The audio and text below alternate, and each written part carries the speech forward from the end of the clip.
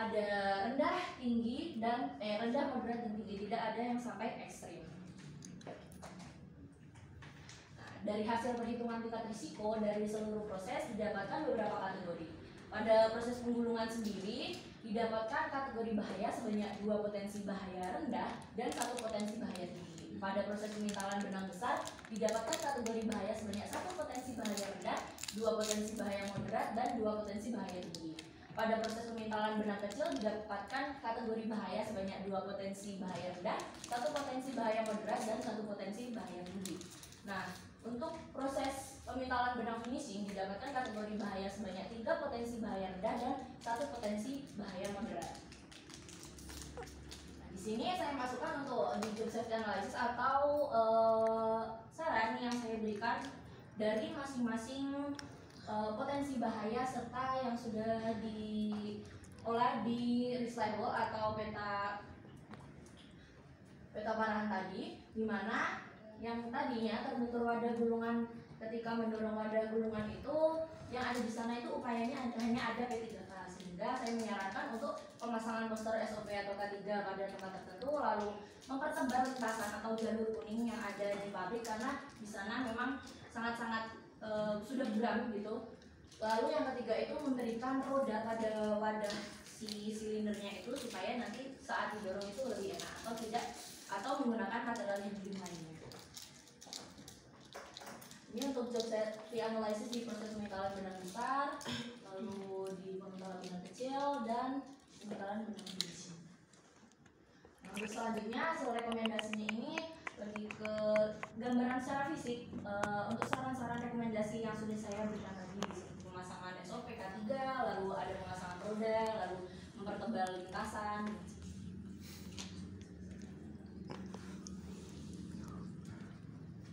Untuk kesimpulannya, dalam proses produksi di PT Delta Merlin Sandang Tekstil 1 itu ditemukan beberapa potensi bahaya seperti risiko cedera fisik, gangguan pernafasan akibat debu, dan gangguan pendengaran karena kebisingan mesin yang terjadi pada tahap penggulungan kapas, pemintalan benang besar dan kecil, dan pemintalan benang finishing. Nah, berdasarkan analisis terdapat 15 risiko yang terbagi menjadi 7 risiko rendah, 4 risiko moderat, dan 4 risiko tinggi. Nah, risiko tinggi terutama melibatkan gangguan pernafasan, debu, bahan baku, dan cedera saat membersihkan mesin pada proses pemintalan benang besar. Untuk mengurangi risiko kecelakaan dalam masalah kesehatan, beberapa rekomendasi pencegahan diajukan seperti pemasangan poster SOP dan K3 di area kerja, penggunaan alat pelindung diri seperti masker, sarung tangan, jaket plat, serta penambahan fasilitas material handling guna mengurangi risiko cedera fisik. Nah, langkah-langkah ini diharapkan dapat secara efektif menekan potensi bahaya yang ada dalam berbagai tahapan proses produksi di PT Delta Merlin Sandang Tekstil 1. Ini untuk beberapa dokumentasi model pabrik. Bisa dilihat ini teman-teman, bahwasanya banyak sekali kapas-kapas di pinggir-pinggir itu. Jadi debu kapas itu sangat-sangat mudah terhirup. Ini cukup sekian presentasi saya.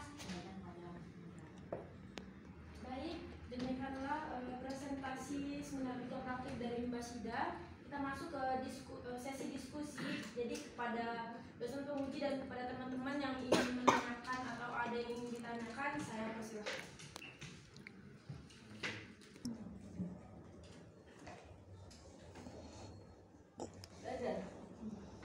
Apakah ada kendala saat pengambilan darah di sana?